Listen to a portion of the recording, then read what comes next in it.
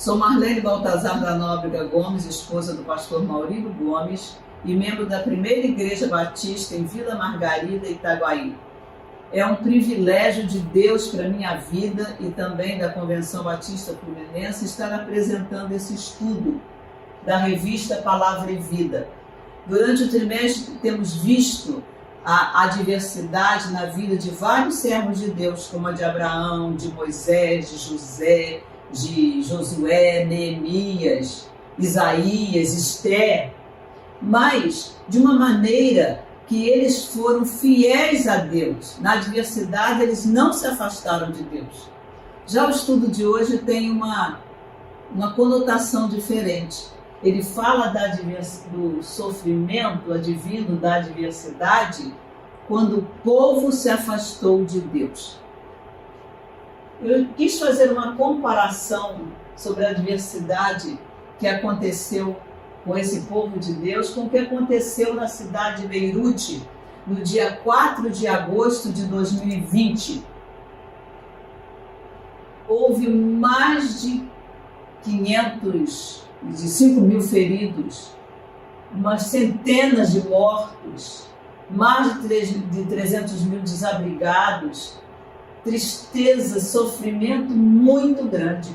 Eles foram avisados, que lá o gerente do porto havia avisado, e o diretor-geral lá da alfândega lá, que não podia ter aquele nitrato de amônia armazenado daquela maneira. Eles não tinham cuidado em armazenar essa substância, mas eles não ouviram. Eles não deram um pingo de atenção. E então veio todo esse sofrimento sobre esta cidade. Quanta tristeza, quanta angústia, quanta desilusão para aquela cidade. O mesmo que aconteceu com a tristeza, que aconteceu com Beirute, nós podemos comparar com o que aconteceu em Jerusalém. Lá em Jerusalém também, o povo foi avisado. Os líderes foram avisados, os profetas falaram, Amós falou, Isaías falou, Jeremias falou, mas eles não deram atenção. O povo se voltou para a idolatria. Os líderes também foram tomados pela idolatria, deixaram de adorar a Deus. E veio então o sofrimento sobre o povo. Nós podemos ver que há uma semelhança entre o sofrimento dessas duas cidades. O que aconteceu com eles? Nós vamos ver um pouco da história. Eu queria mostrar aos irmãos aqui que aqui era o reino de Israel como Reino Unido. Durou 120 anos. 40 anos governou Saul, 40 anos Davi reinou, né? E 40 anos reinou Salomão. Quando Salomão morreu, assumiu o trono o seu filho Roboão. Então, Jeroboão, que havia se desentendido com Salomão e havia saído de lá, voltou e veio conversar com Roboão, pedindo a ele que abaixasse os impostos, que estavam muito pesados. Mas Roboão não quis, não aceitou. Então, o que fez Jeroboão? Jeroboão então pegou as 10 tribos que ficavam aqui nessa parte azul, 10 tribos na parte norte, e é chamado Reino do Norte, e eles então formaram o Reino do Norte, e ele foi governar lá. E Roboão ficou apenas com 2 tribos, a tribo de Benjamim e a tribo de Judá, aqui no reino, formando o Reino do Sul. Então, o Reino do Sul chamou-se Judá, e o Reino do Norte continuou com o mesmo nome. No sul reinou Jeroboão, no sul reinou Roboão, e no norte, Jeroboão. Isso aconteceu mais ou menos no ano 732 a.C. O Reino do Norte, ele andou tanto na idolatria, não houve um rei no Reino do Norte que fosse fiel a Deus, que fizesse o que era reto aos olhos de Deus. Então, em 722, os assírios, que eram o povo mais cruel da época, invadiu o Reino do Norte, misturou o povo todo, levou pessoas do Reino do Norte para a Síria e trouxe assírios para o Reino do Norte e acabou com o Reino do Norte. Ele nunca mais se restabeleceu.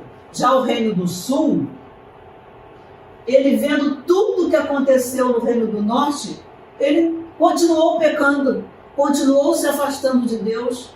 Os profetas continuaram a falar.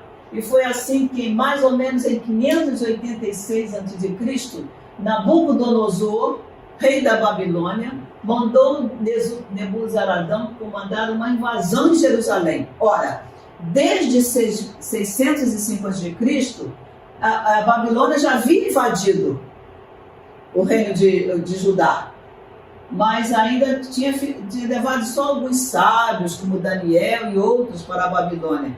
Agora não. Ele mandou Nebuzaradã, eles fizeram cerco em Jerusalém, deixaram miséria, deixaram fome, deixaram as jovens eram violentadas.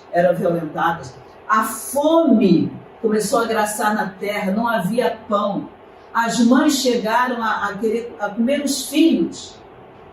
Foi muito triste. E então o povo foi levado de Judá para a Babilônia, para o cativeiro. Os irmãos sabem que o cativeiro durou 70 anos lá, na Babilônia, não é? Deus fez uma promessa. A promessa que Deus fez a Davi, ela foi incondicional. Ela foi eterna. Que da linhagem de Davi viria o Messias. Nós vemos isso lá em Isaías 9, 6 e 7, está isso registrado lá.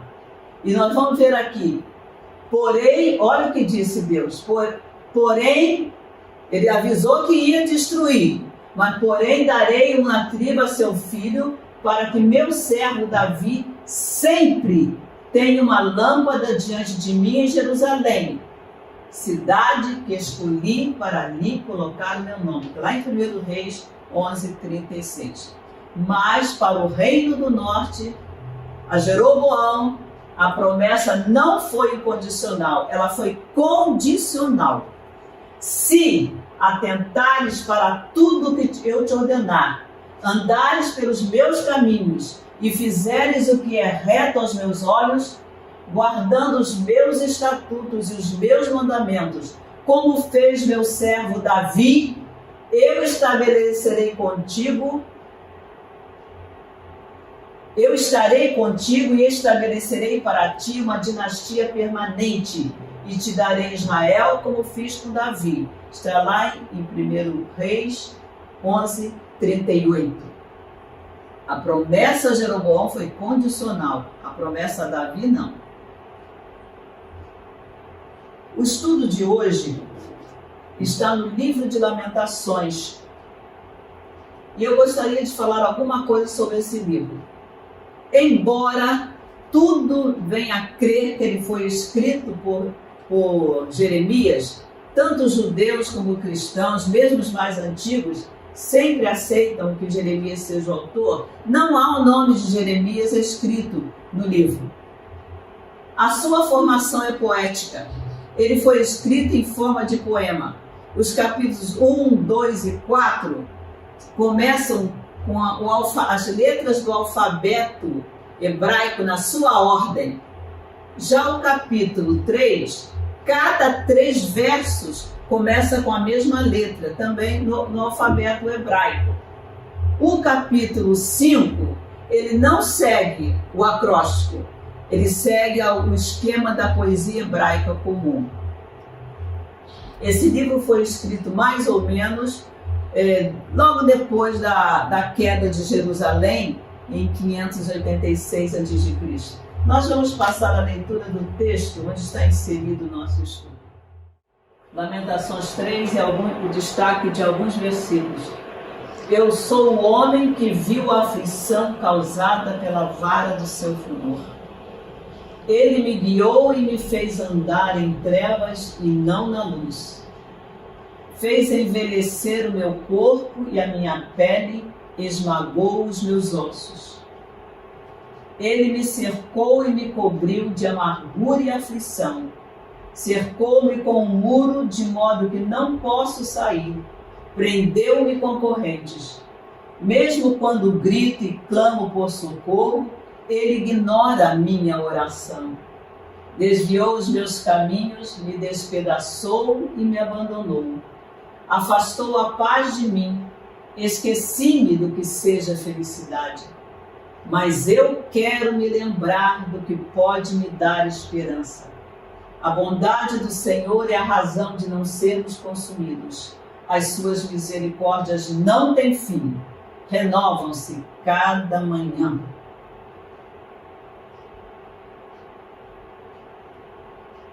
Nós vamos fazer apenas alguns destaques, porque não há como dissecar todo esse texto num pequeno tempo. O sofrimento como castigo de Deus.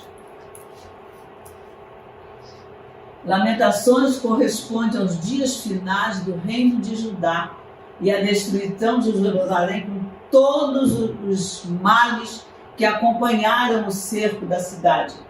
Vê-se ali o cumprimento da promessa de Deus. Toda a população foi arrasada pelos babilônios. Somente os mais pobres ficaram para cultivar a terra. O templo de Salomão foi destruído. As jovens foram forçadas. Havia falta de pão. A comida tornou-se tão escassa que as crianças desfaleciam nas ruas e corriam o risco de serem feitas alimentos pelas próprias mães. Queimaram e destruíram a cidade. Até os seus vizinhos ajudaram os babilônios a saquearem a cidade. O povo levado ao cativeiro assenta-se a chorar e a dependurar as harpas. Era o castigo de Deus. Irmãos, Deus não tem peninha nem dá jeitinho. O que Ele diz, Ele cumpre. Quando o povo de Deus é derrotado, a causa principal nunca é o poder do inimigo, mas a sua própria fraqueza, produzida pelo pecado.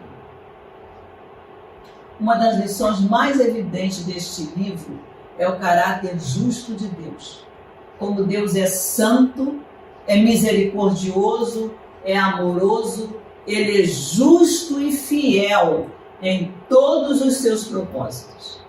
É a partir do caráter de Deus que o povo é julgado e punido. O outro destaque que eu gostaria de fazer é que Deus não nos permite escolher as consequências. Aquilo que semeamos, nós vamos colher. O sofrimento do povo era consequência das suas escolhas. Deus estava usando uma nação pagã, a Babilônia, para punir o pecado de Judá. Essa nação é chamada, logo no versículo 1 do capítulo 3, de a vara do seu furor. Vamos ver algumas expressões que o escritor usa para falar sobre isso. Olha o que Deus fez. Fez andar em trevas. É o destaque do versículo 2. Esmagou os meus ossos, no versículo 4. Me cobriu de amargura e aflição, versículo 5. Cercou-me com um muro, prendeu-me com correntes, verso 7. Há um preço, irmãos. O preço que o povo de Judá pagou por afastar-se de Deus. Suas orações não eram mais respondidas. O verso 8 diz: mesmo quando grito e clamo por socorro, ele ignora a minha oração. Isaías já tinha escrito lá no capítulo 53, 9, 1 e 2, o seguinte: a mão do Senhor não está encolhida para que não possa salvar, nem o seu ouvido surdo para que não possa ouvir. Mas as vossas maldades fazem separação entre vós e o vosso Deus, e os vossos pecados esconderam o seu rosto de vós, de modo que não vos ouve. O pecado impede Deus ouvir as nossas orações. Mas outro preço, ele se sentiu abandonado. Verso 11 diz: me despedaçou e me abandonou. Não há sentimento mais desolador do que uma pessoa se sentir abandonada. Ainda mais quando esse abandono é decorrente da infidelidade.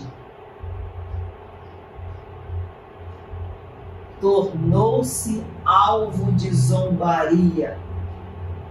A vergonha, a zombaria, ela ocorre quando nós vemos os nossos valores negados por um ato errado.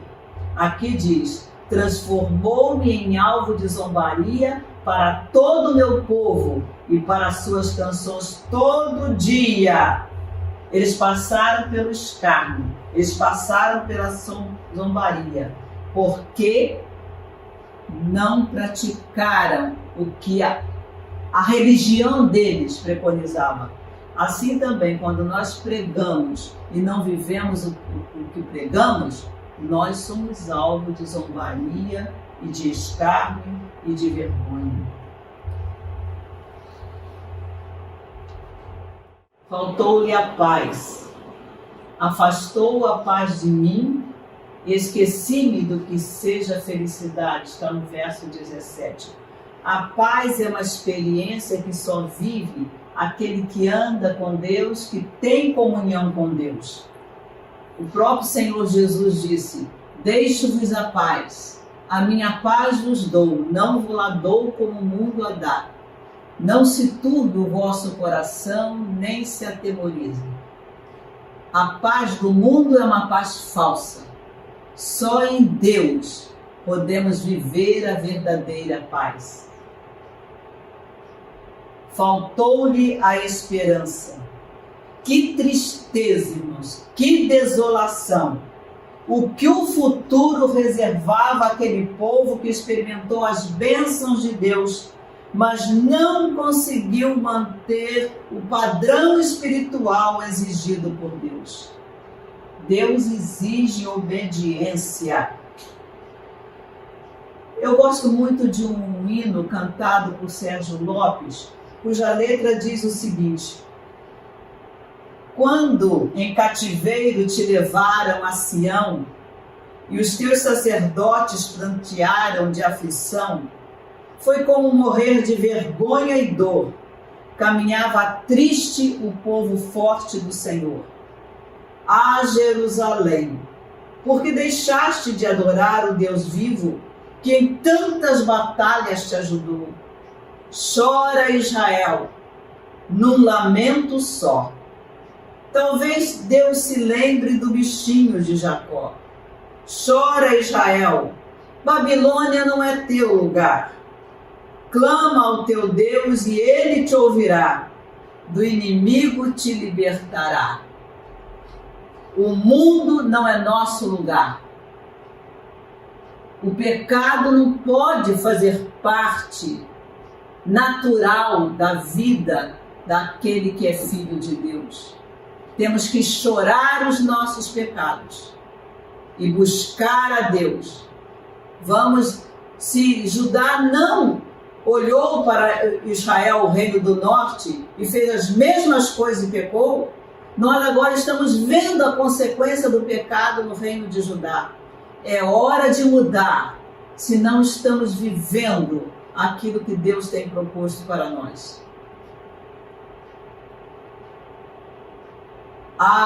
Mas mesmo em meio ao sofrimento, é possível ter esperança, porque o nosso Deus é um Deus misericordioso e não nos desamparará. Nem todo sofrimento acontece por causa do pecado daquele que está sofrendo.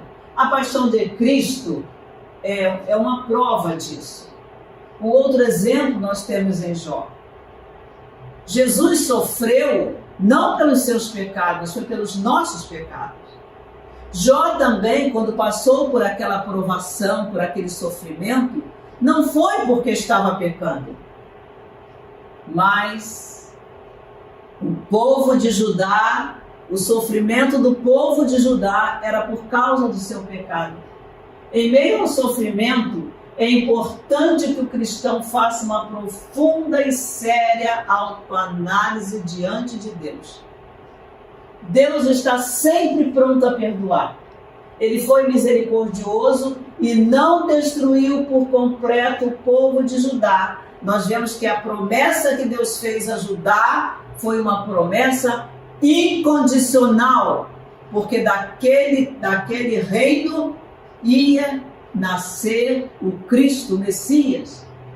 Passados 70 anos, o povo de Judá voltou à sua terra. Agora havia aprendido. Era um povo monoteísta. Nunca mais quis seguir a outro Deus a não ser Jeová. Olha o que diz Lamentações 3, 21, 23. Quero trazer à memória o que me pode dar esperança. As misericórdias do Senhor são a causa de não sermos consumidos, porque as suas misericórdias não têm fim. Renovam-se cada manhã. Grande é a tua fidelidade. Deus age por meio do sofrimento para nos ensinar lições preciosas. E nesta parte agora, para pensar em agir, quando nós vamos refletir sobre aquilo que ouvimos até agora, temos uns destaques a fazer. 1. A certeza do cumprimento das ameaças de Deus sobre a desobediência deveria levar o povo ao arrependimento e também deve nos levar hoje ao arrependimento quando pecamos. 2.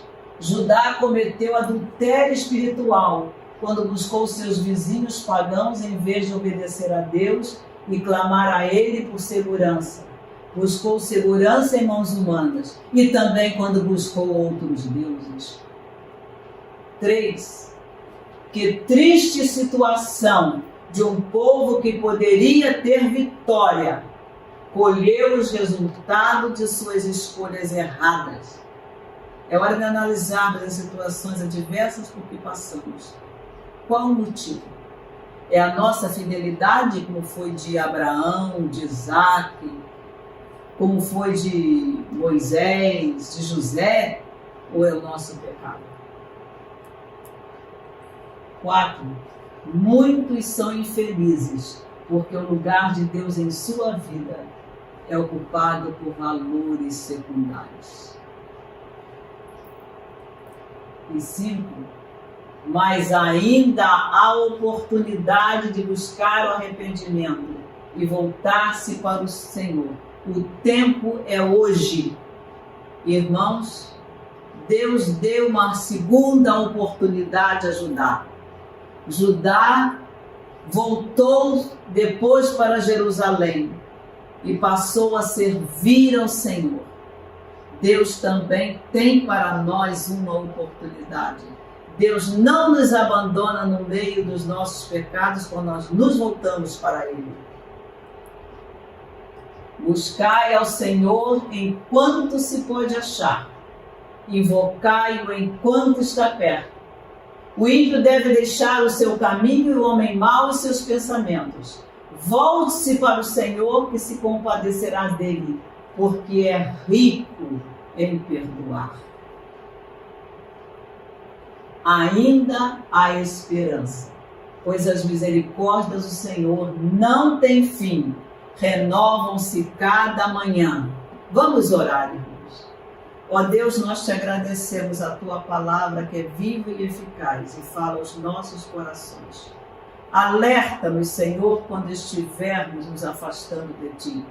Toca com o teu Santo Espírito em nossa vida e não nos deixe, ó Deus, ir para o cativeiro da adversidade, para padecer, porque estamos nos afastando de Ti. Segura a nossa vida em Tuas mãos. Guarda-nos, ó Deus, pelo Teu poder. Nós Te amamos, Senhor, e queremos viver para o louvor da Tua glória. Oramos a Ti em nome de Jesus. Amém.